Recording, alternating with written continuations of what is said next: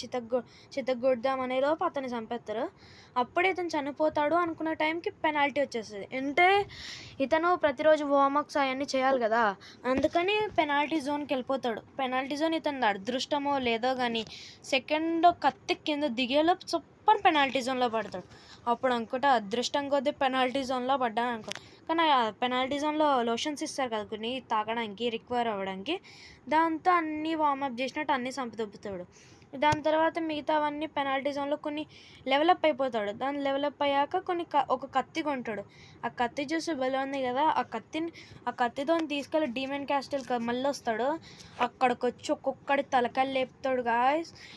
తలకాయలు లేపేసిన దాని తర్వాత ఇక్కడ ఎన్నున్నా సరిపోదు. అక్కడ వాళ్ళని చంపాలని అక్కడ మెజిషియన్స్ ఉంటారు కదా! వాళ్ళే పోర్టల్స్ ఓపెన్ చేస్తారు.